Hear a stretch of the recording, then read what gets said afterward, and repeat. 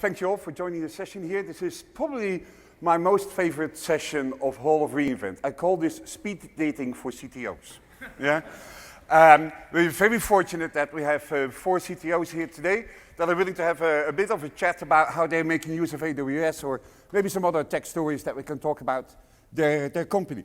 I would like to invite on stage Jason Mcinnes from Draftkings as our first contestant. Hi, Jason. Where's? Not again. Sorry about that. Describe what Draftkings does. Sure. So Draftkings is a Boston-based company.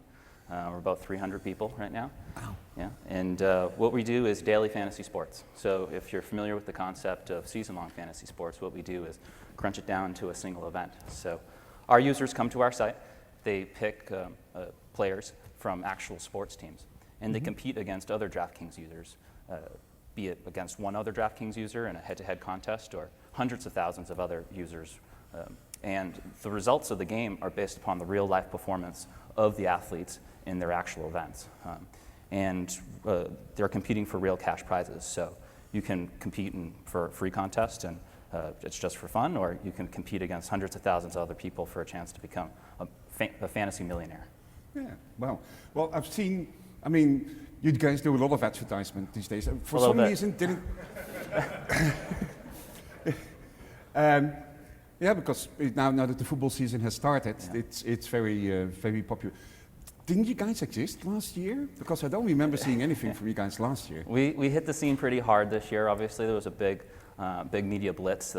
Our world revolves around the start of the NFL season. Yeah. The NFL kickoff is our Cyber Monday.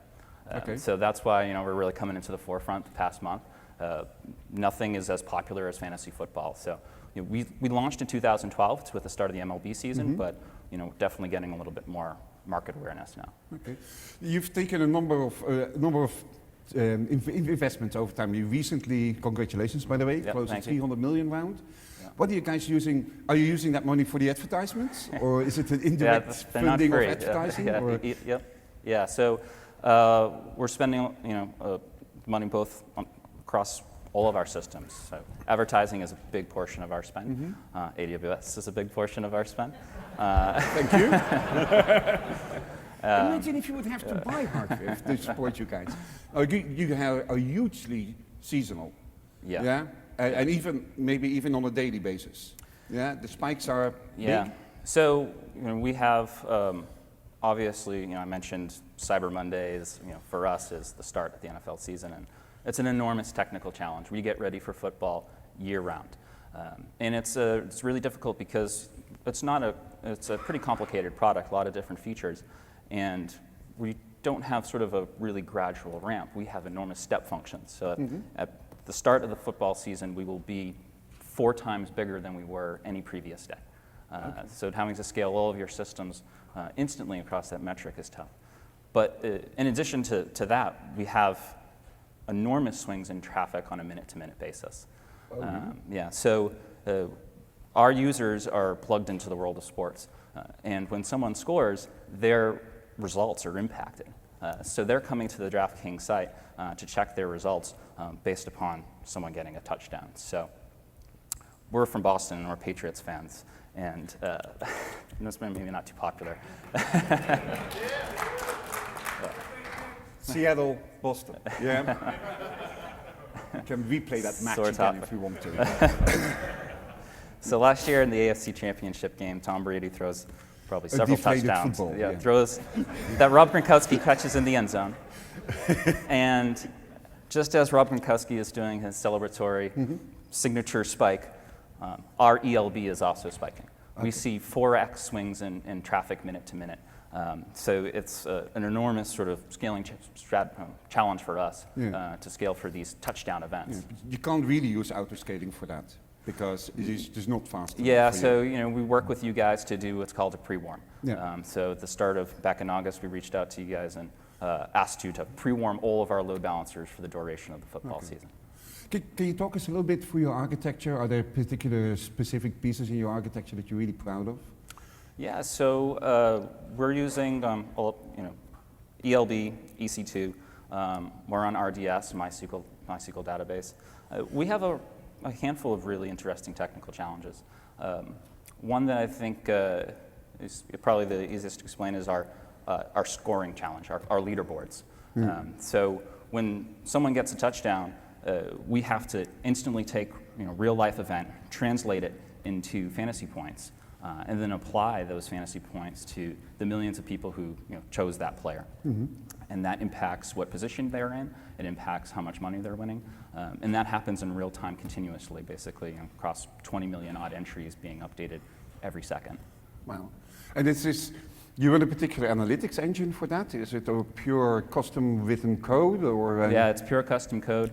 That one's basically an in-memory sort of custom database that does sorting and payout calculations in real time. Okay.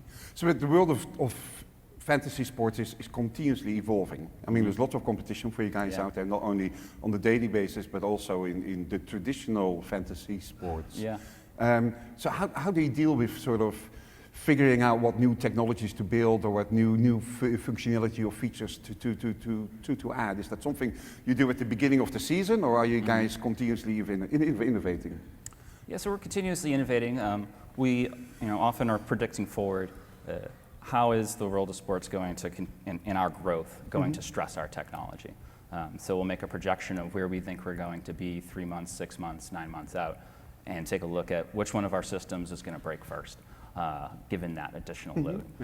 So everything that we do is defined by our growth, going from 0 to 300 employees and millions of active users. It's a stress on technology process. But it must also be a stress on you as a CTO to actually have a very large technology team from where you start, often much smarter. So how do you scale yourself? From a process perspective? Yeah. So I think similar to technology, where you're constantly looking at it, and evaluating whether it's still working for you, you have to do that with all of your internal processes. So if you rewind Draftkings a year ago, my team's 15 people, and now it's 80. So what we were doing back then obviously wouldn't work now. So constantly saying, is our software development lifecycle, does it make sense at this scale? Does our testing processes, deployment processes make sense at this scale? And they generally don't. All of those things are changing just as rapidly as our architecture. How much does automation play a role in the way that you run your systems? So automation's huge for us. So we really take advantage of the elasticity that AWS provides. It's not uncommon for us to scale our physical infrastructure by a factor of 5 overnight in order to deal with these very predictable peaks that we have. Our peaks align strongly with the start of sporting events.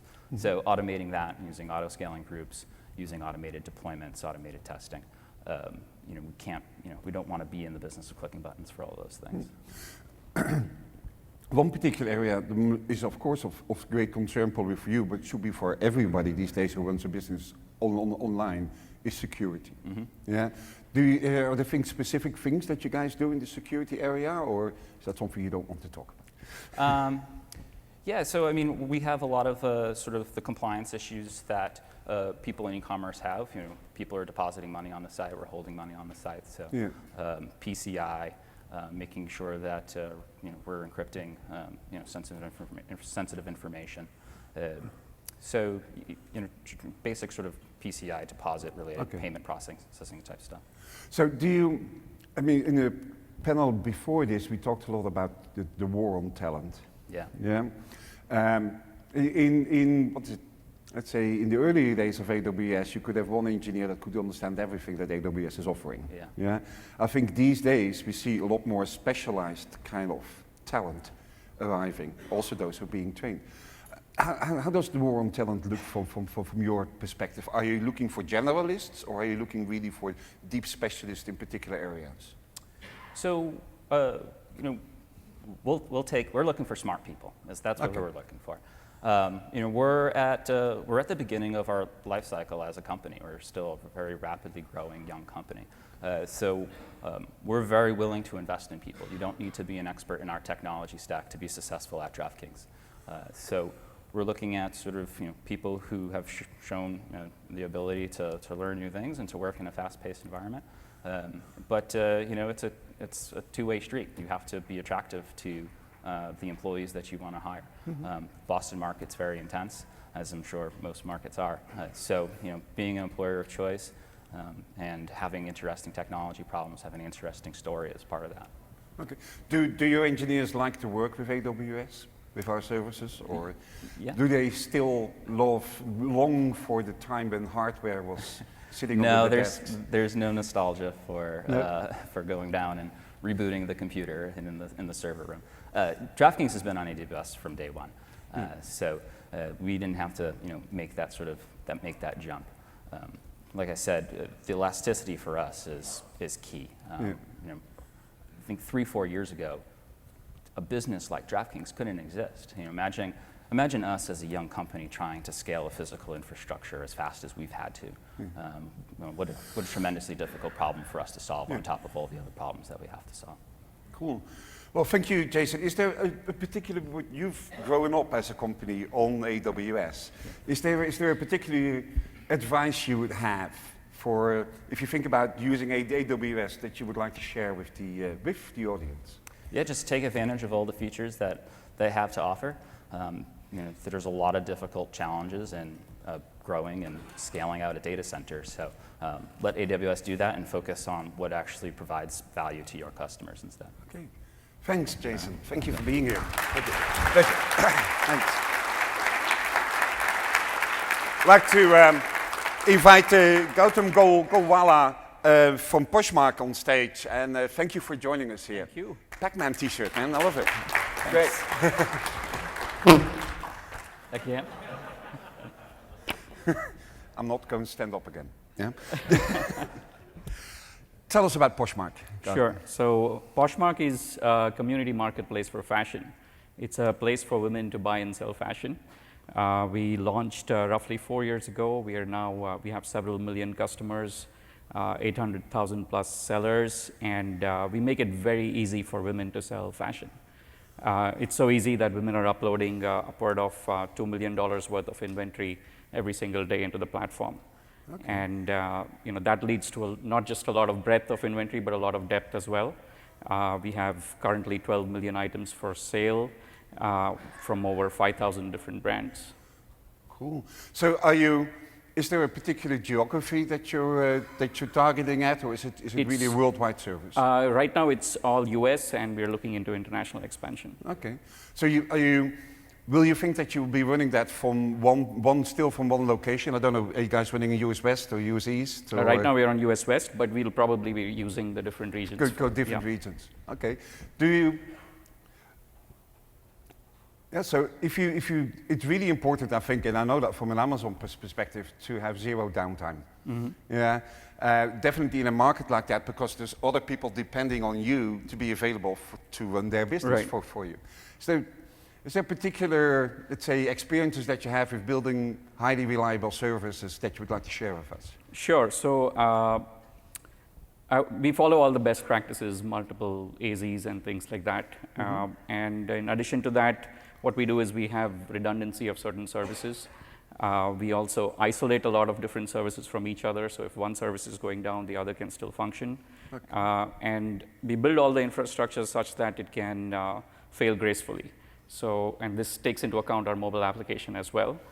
So our mobile application is very well aware of what's happening on the server, and it can react accordingly.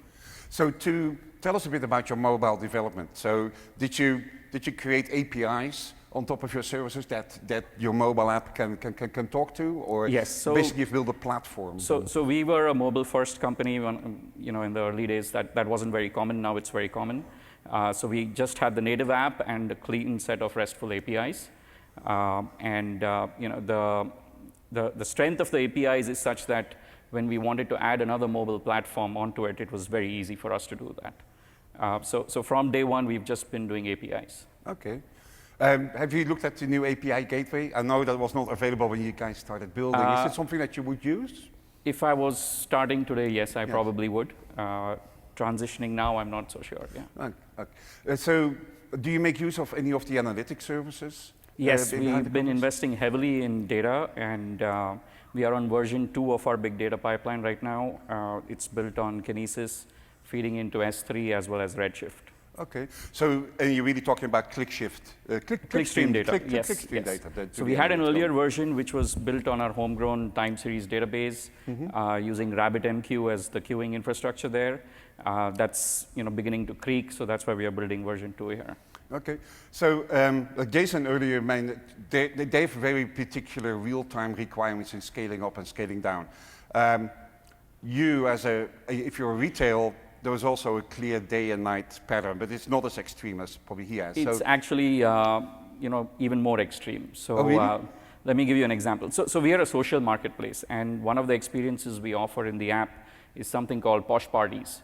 These are real-time events where everyone shows up at the same time within the app and starts interacting with each other. So for example, at 7 p.m. there's a party and everyone shows up over there. So we see huge spikes in traffic within less than a minute. And the spike in traffic might be 50 to 100%. But what is interesting is there is a 6-fold increase in the number of interactions going on. Oh, wow.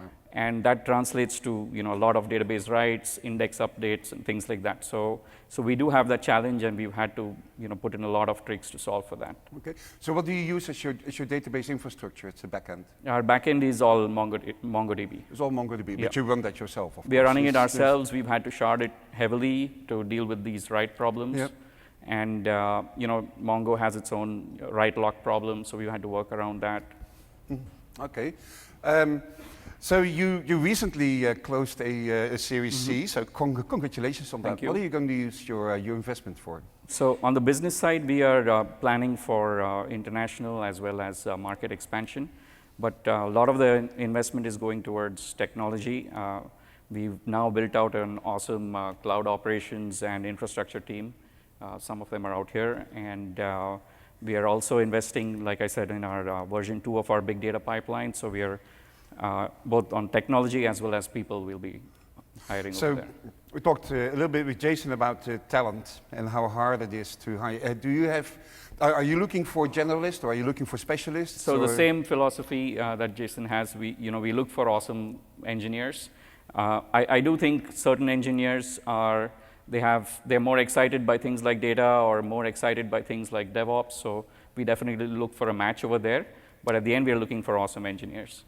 So given that you started off as a mobile-first company, are there particular challenges around the world of mobile that are unique? Definitely, especially on iOS. I mean, the release cycles are one challenge. You roll out a bug, you're stuck for a week at least until you get the app approved again. But there's a lot of advantages also. So the native application can be aware of what's happening on the server, take advantage of that, make sure it provides a good experience under all circumstances. So it gives you that buffer between the application and the server as well. Okay, so of course on mobile, customers really interact directly with the application. So but the website probably, you have to make choices about what kind of performance you want to serve to your customers, to scale up and to scale down. You guys make use of auto-scaling, or do you have custom logic that does this? We have custom logic. It's primarily driven by these things like the Posh Parties and all that I mentioned. So we do scale up, scale down within the day multiple times. But of course, so the party on forehand, you know that it's going to happen. So this is something that you can pre-warm for, pre-start instances for. Yes. Yeah. Okay. And we did suffer a little bit in the early days with ELB because it doesn't scale up fast enough, but that's all been resolved now. Okay, so you do use ELB as the front end for your we service? We do, yes. Are there any other services that you're using? I mean, I assume you're using EC2, ELB, you mentioned EC2, Mongo. ELB, S3, CloudFront, SES, SNS, Kinesis, Redshift, you name it. Okay, wow. So we really talked a bit about analytics. So how's your Analytics 2.0 is going to look like? So this is built on top of Kinesis and Redshift. Okay. We are piping our raw events in an Avro schema into S3. And currently, we have some raw events going straight into Redshift as well, but eventually we'll be replacing that with using Spark to load it from S3 into Redshift. Okay, so, but you have Kinesis fronting Spark. That's probably, right. Because Yes, Spark is Kinesis not is reliable by, yeah. by itself in terms of ingestion. Yeah, very interesting. So, Gautam, thank you very much for your insight. Pleasure talking to you. Thank you for being here. Great being here. Thank Pleasure. you.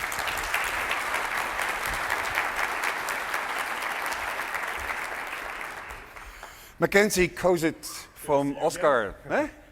What band shirt are you wearing? Alice in Chains. So I couldn't find my Rage Against the Machine Werner shirt, Against the so I Machine. have Werner Against the Machine. Because one thing that you said was, yeah. Oh, wonderful. Anyways, I have your own.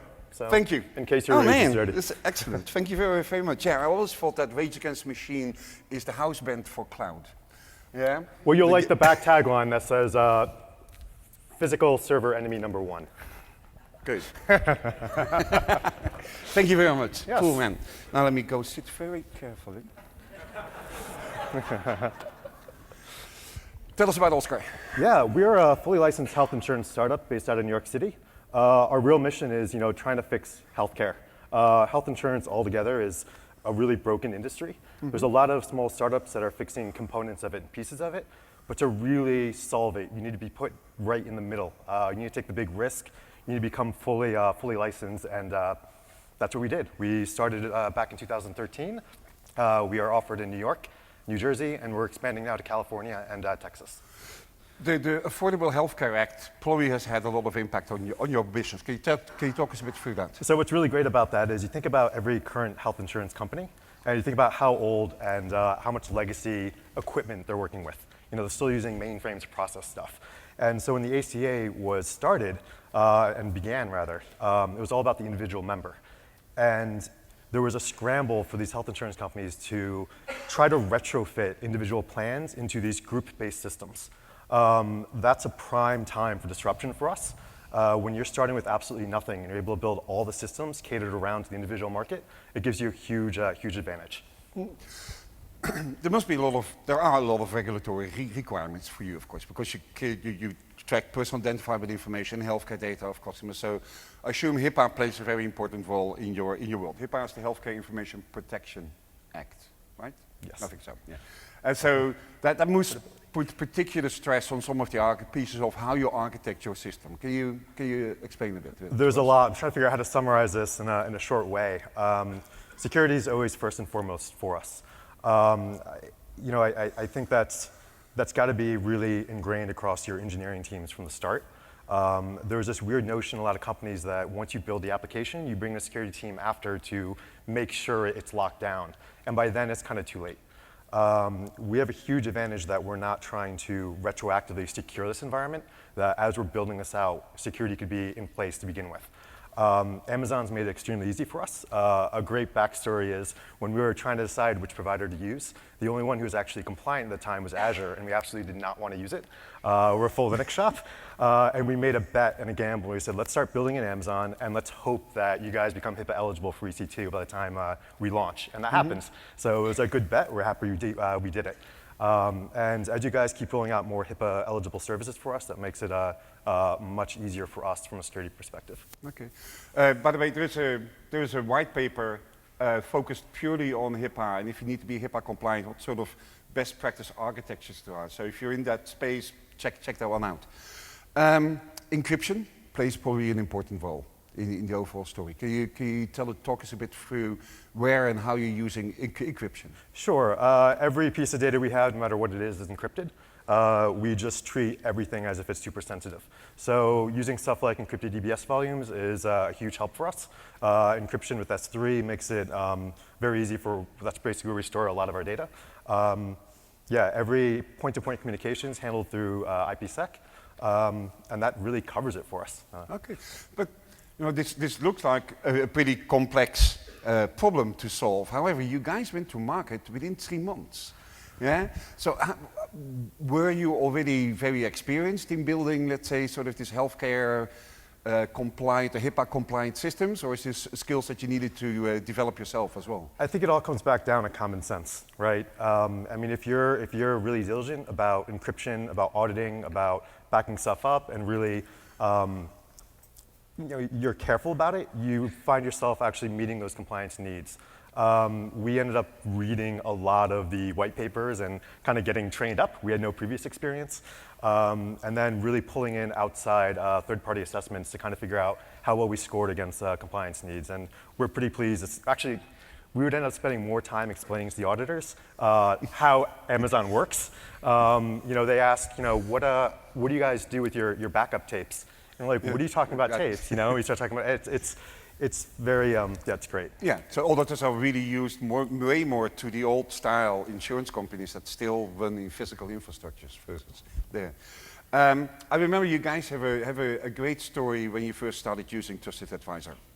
Yeah, that you really were able to actually drive your cost down significantly by running it. So can you maybe talk a bit through what kind of tools you use for fine-tuning your systems to make sure that you are not paying more to us than that you really have to? Yeah, I think Trusted Advisor was the biggest one. I think the easiest cost savings we ended up doing is just building a system that automatically power down a lot of our dev instances at night. And then in the morning, developers can use chat commands to bring those up if they need to use them. So that just slashed a lot of our bill immediately.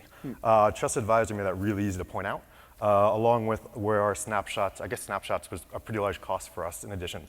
But it's pretty impressive to have a company that will build a tool to show you where you can be saving money. So thank you, I appreciate that. Well, and from our point of view, it's really important to us to make sure that you pay as little as possible with AWS, because the more money you can keep in your pocket, the more likely it is that as a startup you'll have a longer lifetime. Well, a funny story, we were at one time investigating Google Cloud. We got a presence up there, and then our account rep quit and joined Amazon. So at that point, we shut down that effort, and now we're sticking fully Amazon. Okay. Are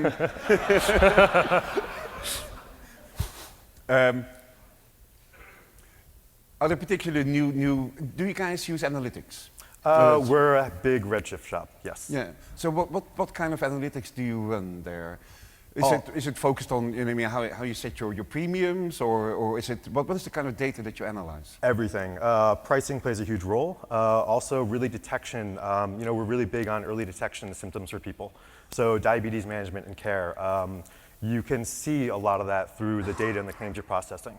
So our ultimate goal is always to detect things much sooner for people and get them better care. So then we have dedicated nurses on staff who will kind of call these people up and work with them. And it's all about preventative care. It's not in addition to the long term. Yeah, preventive care becomes more and more important because it actually saves you money as well. Exactly, but you want to keep people healthy and alive. Yeah. And Redshift is what's driving a lot of that effort. Okay, cool. Is there? We talked earlier, I think talent indeed, also for Amazon, talent plays an important role, of course. I mean, we try to hire indeed the best engineers. Is there, we've heard from the two other gentlemen before you that they are just looking for good, smart engineers, not necessarily with a particular skill set. Is that also your approach, or are you guys hiring very dedicated specialists in, say, HIPAA compliance and things like that? Or? It's the same advice. You just find really smart people, and it's very rare you'll find someone with the exact skill set that's trying to solve the one problem you need in an organization. So you bring in people who are really smart, who can learn, and you bring them up to speed, and that's how you build a really effective team. Do you have a DevOps focus, or do you have a separate operations team that keeps the site up and running? So this is interesting. A big problem I've seen in previous organizations is a development team will build something, and when it's ready to go live, they'll throw it over to an SRE or operations team. It's up to them to backfill automation and put metrics in, everything else. One thing that kind of inspired us is when you log into the Amazon console, you have all these building blocks, all these tools to basically build whatever you want. So we wanted to give that same experience back to our developers. So they're able to go and they write their own Ansible configs that define all the services. They define everything in dev, test it out, and then they hand over this playbook, and then our SRE team will review it and say, this meets security needs, this has all the right monitoring, this is going to scale correctly, and then they approve it, and then they can start launching production versions of that. So it's all about empowering our developers to build stuff, and our SRE team is really there to build the tools to enable that. Okay. So you just mentioned early on that you guys are going to expand into California. You're running now in US West, US East? US East 1, just because we were in New York and New Jersey.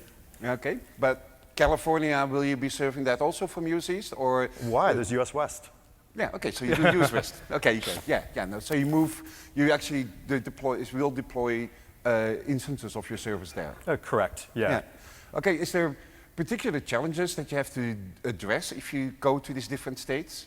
Is there particular requirements that are different in California than they are, for example, in New York? There are, just from a compliance standpoint, there are certain states that do more in-depth audits, but in terms of, from a technical standpoint, no.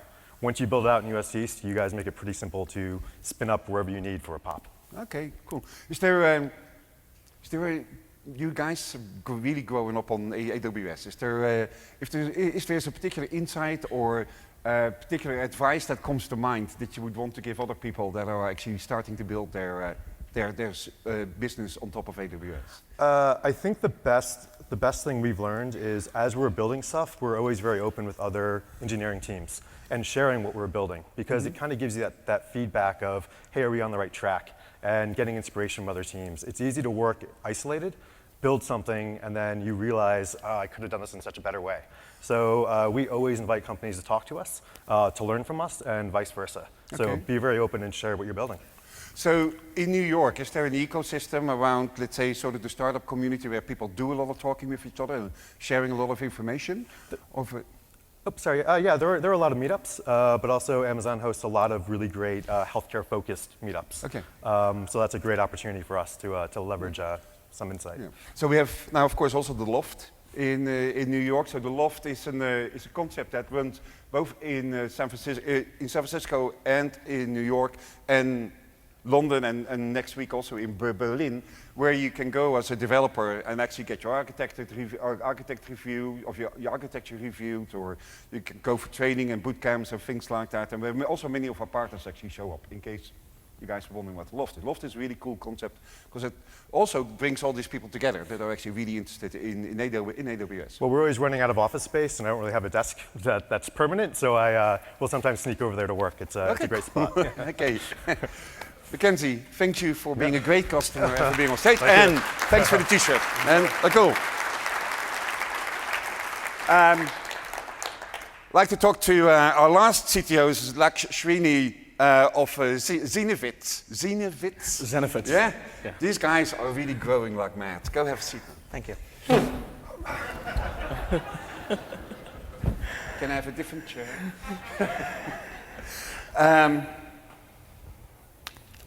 Talk to us about Zenefits.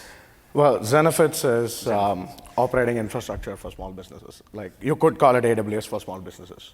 Right? If you're running a flower shop, you probably should be worried about like whether daisies or orchids are in season, or like whether you have like flowers in stock and in your inventory. You really shouldn't be worried about paying people on time, worried about filing paperwork with government, new regulations that come in, and any of that stuff. So Zenefits takes care of all of that stuff for you so that you can actually run your small business.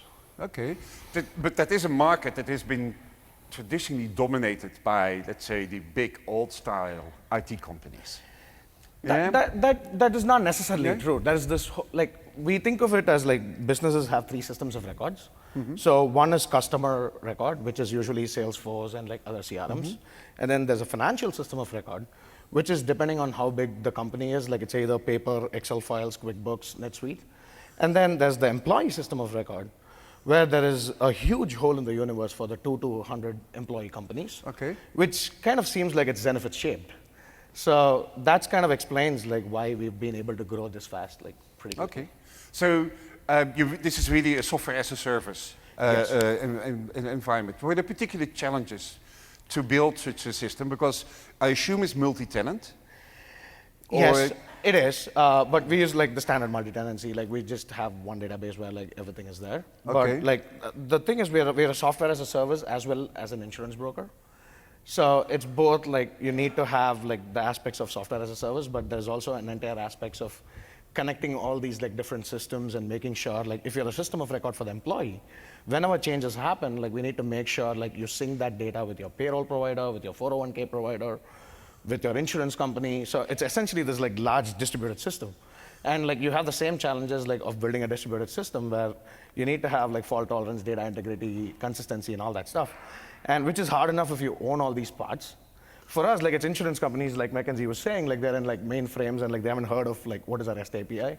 So you have like a one-way communication where you send them a file and then like hope and pray things work. So like there's like a lot of like challenges around that, like which is like a lot harder. Just like Oscar, you guys must be subject to all sorts of regulatory requirements. Yes. How does that impact the way that you develop things?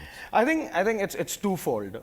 One is the regulatory requirements that actually make sense and like to protect data and making sure like you do the commonsensical thing. Yeah. The second is the regulatory requirements that you need for sales. So like it's a combination of both. Like we are currently undergoing like SOC 2, HIPAA compliance and all that stuff as well. But like being an insurance broker, thankfully, kind of like removes you from having being like most of those compliancy stuff. Okay, so do you have to deal with auditors and people like that? Yes, we're starting to do that. Okay, do the auditors understand what AWS is? It's the same thing that like Mackenzie mentioned. Like we're going through the same thing. It's like people are like, yeah, backup tapes. Okay, that's cool. Again, also you, congratulations on your recent investments. You guys took $500 million in your Series C. What are you going to use the money for? Well, growth primarily. There is this huge opportunity. That is like, we've pretty much defined this category 2.5 years ago, that the insurance broker can be online and like it doesn't necessarily have to be this person who comes. And like insurance brokers make so much money, but like the value they add is not that great. Yeah. So about like being this online broker is being the better broker. Like being able to do all these things, and also having these connected systems. So if you have your payroll system, your time and attendance system, and your health insurance stuff connected, like we can automate the entire Affordable Care Act reporting, which is like happening next year. Because of the connectedness of these systems, we can automatically generate the 1094, 1095 forms for our customers and like file them on their behalf. And other companies charge a hefty fee for this. So those are like the nice things. And like that the connectedness is what like we want to like become even more connected with like more and more systems. So you must be really focused on security, because there's lots of personal identifiable information that you store about your customers. Are there particular security tips and techniques that you would like to share? I just want to reiterate like what Mackenzie said about security as well. You need to be thinking about it from ground up. So there's this funny story where like until last September, we used to run our entire website of like one box on AWS with like one hot replica. That was because we didn't really have a DevOps or a SysOps or a security team, and it was just like us taking care of stuff. But then you reduce the surface area as much as possible so that like people cannot like attack that. Okay. So, and then like as we develop processes, now we use hundreds of servers, and like we use like virtual private cloud, and we're really excited about the WAF, which is going to be useful. And like, in fact, our CSO is right here. Like, we're looking at a lot of like interesting stuff we can do. Okay. Again, also around talent, is there a particular talent that you're looking for, or is it just like everybody else, just hire the smartest people that you can find? I mean, like that's like the general thing to do, like hire the smartest people that you can find. But what we also do is we run global programming contests to hire like all over the world. So we have an office in Vancouver, and like we just opened an office in Bangalore as well. Okay. But yeah, we try and like hire, like find talent everywhere we can. But there are some positions that like we do look for like very specific like skill set. It's harder to fill, but like. So are you guys a global business? Do you have your customers all around the world, or in a particular geography? It is United States right now. Okay. So you run in US West, US East? We run in US West. US West. Yeah. Smart. Yeah. Really. Hey, that's funny. These days, US West is default, by the way, if you start launching new services. So we really try to focus on spreading this around. And plus, of course, you know, both regions, US West 2 as well as US East, have the same pricing capability, same pricing as well. So what's the most interesting thing that you've built? Man, there's a whole bunch of stuff. I think like one of the most interesting things that we built is like using auto-scaling groups and like to scale our database infrastructure, so that like we could do a lot of like development canary type stuff, to run like massive migrations, massive backfills, and all that stuff like against like production like data. We use auto-scaling groups like to automate that kind of stuff, so that like any engineer can like kind of like just like spin off a slave and like kind of like do interesting stuff. So automation plays a very important role in your world. It's That's huge. it. It's Yeah. huge. Yeah. Okay. Also, and I asked this to Mackenzie as well. So, does DevOps play a role? Is that a strategy that you follow, or do you have a separate operations team that is purely focused on operating the service?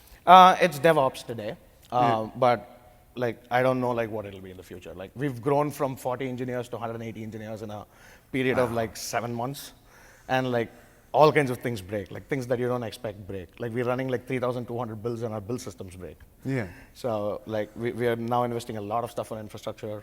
Okay. Yeah, we're doing a lot of stuff. Like so, it's still kind of like panning out as to like how it'll look, and it probably will keep evolving. Okay. Actually, and this is probably unique for your business because you're really a sort of business to business service. Actually, not necessarily directly connected to consumers. That often comes with a very different sales model. So you guys have lots of sales folks on staff? Or? Yes, we do, but it helps that like we are free to our customers.